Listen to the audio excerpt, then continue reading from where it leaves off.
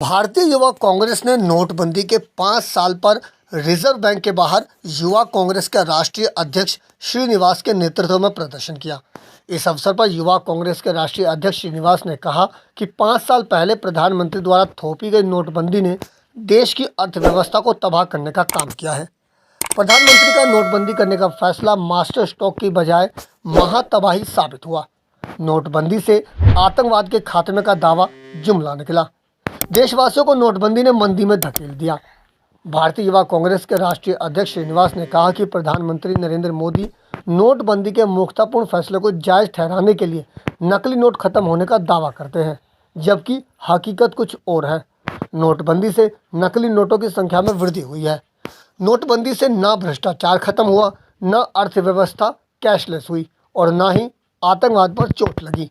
उन्होंने कहा कि प्रधानमंत्री द्वारा थोपी गई नोटबंदी अपने एक भी लक्ष्य को पूरा नहीं कर पाई है।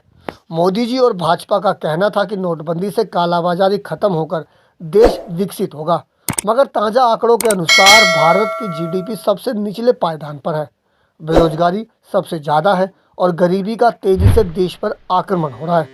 उन्होंने कहा कि भारत देश को अंधकार में झोंक चुकी है। भाजपा ने देश के छोटे से बड़े सभी व्यापारी को डुबा दिया। सबसे अधिक असर मध्यम और गरीब वर्ग पर पड़ा है।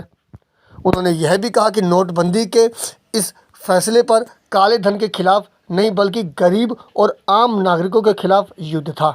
नोटबंदी अपने लक्ष्य में विफल रही, लिहाजा प्रधानमंत्री को नोटबंदी की विफलता पर देशवासियों से माफ़ी मांगनी चाहिए।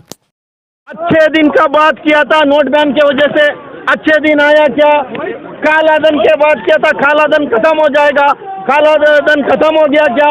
और आतंकवादी पूरा खत्म हो जाएगा बोले, आतंकवादी खत्म हो गया क्या? और 50 दिन के अंदर इस नोट बैन से वजह से कोई फायदा नहीं हुआ, मैं किसी चौराहे पे आके माफी मांगेगा करके बोला। आज तक हिसाब नहीं है। जो लोग इस देशवासी के साथ विश्वासघात करने का काम नरेंद्र मोदी ने किया, 5 साल हुआ, छोटे छोटे बिजनेसमैन को खत्म किया। सबसे ज्यादा इस देश का युवा इस नोट बैन की वजह से बेरोजगारी बन गया और सबसे ज्यादा जो छोटे बिजनेस को खत्म किया, आज उसका हालात, उसका परिवार का हालत कौन देखेगा?